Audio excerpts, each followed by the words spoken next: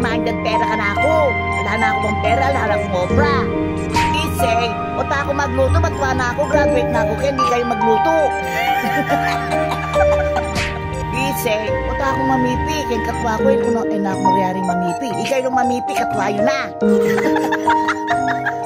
Isay, ba't ako maiiwan? Kaya din naman ako maglakad, di pa naman ako masyadong matanda. Ano kayo? Hello?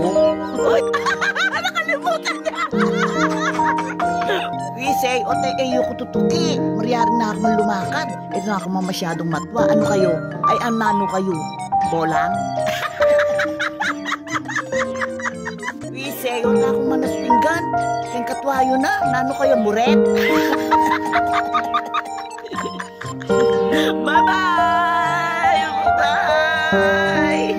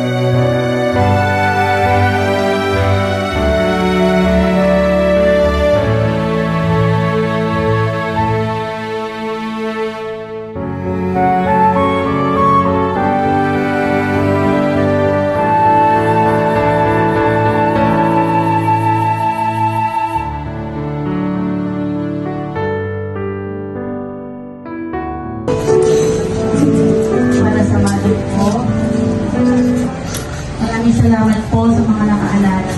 Mga kamag-anak, kaibigan. Naubos na po ang luha namin para kay Mami. Hindi namin po siya makakalimutan. Mahal na mahal namin siya. Kami po nagpag-ibig. Ayun po, nasa likod. Mami, sana gabayan mo kami kung nasaan ka man. Dati po kami.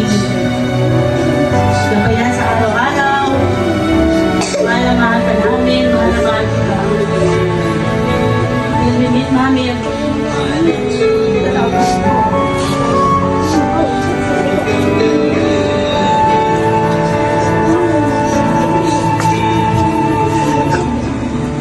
Nilimiit ko sa iyo lahat.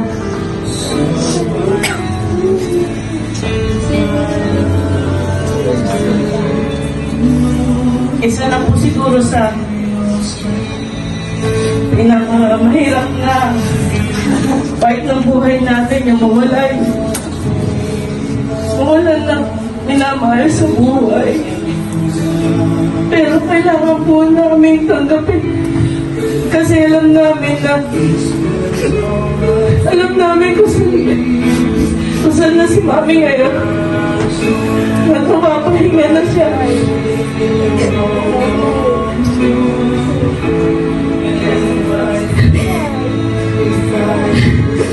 Masakit man po. Tanggapin na wala na siya, na hindi na namin makikita araw-araw. Pero kinakaya po namin. Kahit kailangan na bumalik si Mami para hindi rin naman po siya mahirapan. Mami, medyo silang makauwi ako para sa'yo. Kahit balik sandali lang, makita kita. Kahit hindi na kita mayakap.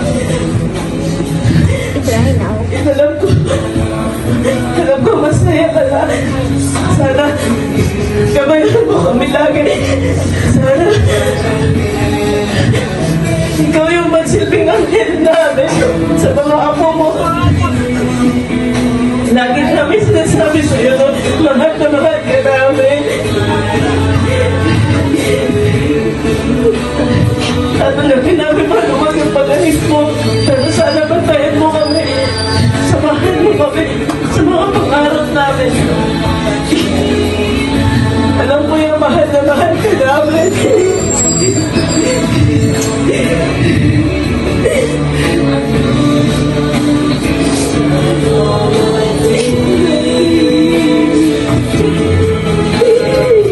Ang gusto ko man ang iba. Nasaksiyan ko po ang hirap. Dinanas sa aming pangis sa 2 taon. Dinanas niya ang dialysis. Hanggang sa huling hininga ni Mami, nasaksiyan ko. Huling yakap. Kahit na padama ko po kay Mami.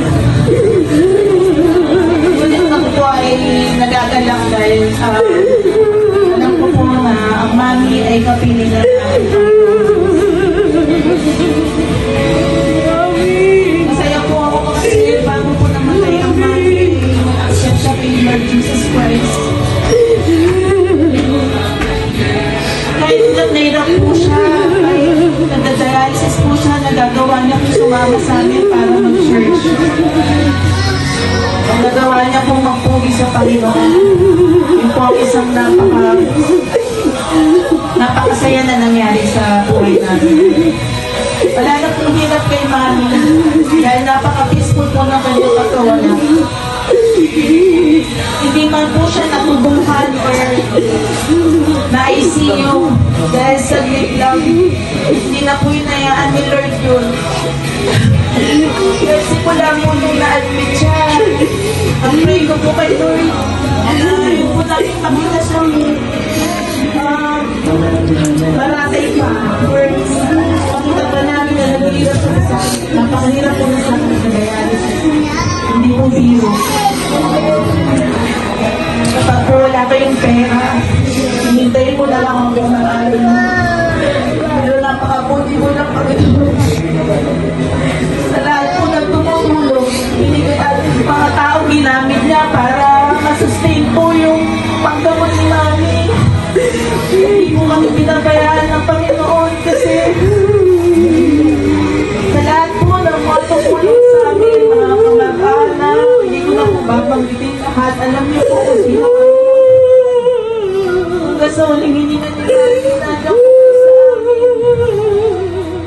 Maraming salamat po sa lahat ng mga tumulong financially, mga nakiramay, mga kamag-anak, mga malalayong lugar po, pinagalingan ba naman. Init. Pakikinamin ako kayo mga sabi po. Wala kayo. Hindi po po na ang nagagala po ako kasi kami ngayon.